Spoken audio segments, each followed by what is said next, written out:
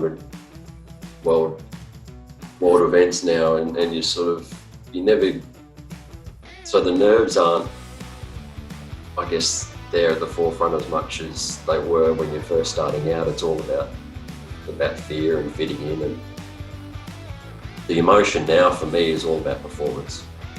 And that's the biggest thing that I've learned in the last 7 years working with Dave Orr, is the fact that it doesn't matter how talented you are, it's the ability to how hard you're willing to work with what you've got, but at the same time, can you play at your best under the most amount of pressure? And that's what, to me, learning all these things now, that's the ultimate in sport. Whatever level of success you have, is that the best that you could possibly play under the most amount of pressure? And I think when you look at the top players in all sports, that's what they're able to do. Continually challenge that ideal of the amount of pressure is enormous, and there's guys that are certainly more talented than I am, but in terms of discipline and mental focus, that's where you can gain some edges in terms of guys that do have more talent than you. It's the fact that how much do you want it? How far are you willing to go? And are you willing to pay a price for not being able to pull it off? And consequence is a huge thing. When I was younger, the consequence for me really was a factor, and I didn't want to put myself to the edge to make myself look bad. I didn't want to pay a price or pay a consequence for a bad shot or a bad club choice. So I tended to play quite safe and conservative, whereas now I'm trying through the drills that I've done with Dave and how I practice. I actually want that consequence because it shows that I'm actually willing to go to that level.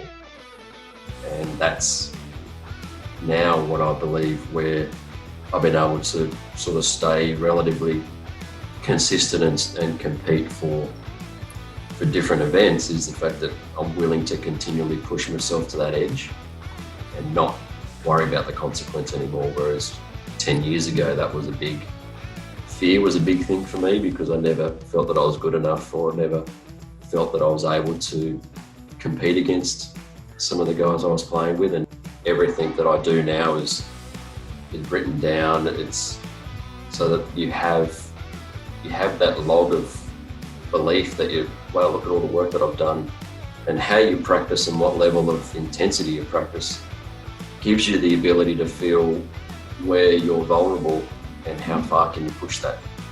And that's, you only get there through practice, and that's what I've been really learning lately now, is I only go to the golf course for one reason, and that's to put myself under pressure. Okay. When I do, and I guess that's why Tiger was so great for so long, is he found that quite early, and so the shots that he was playing on television, everyone thought was absolutely amazing, but to him that was normal.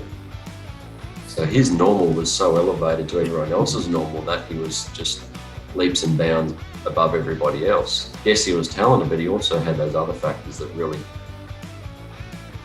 showed on the golf course, and he was willing to go to that next step, but his step was so much above everybody else that he just dominated. And now he's pushed everybody else to learn that, and it's certainly made golf a better sport for the fact that guys are taking so many more chances now than they used to, because they know they have to, because there's so many great players in the world now.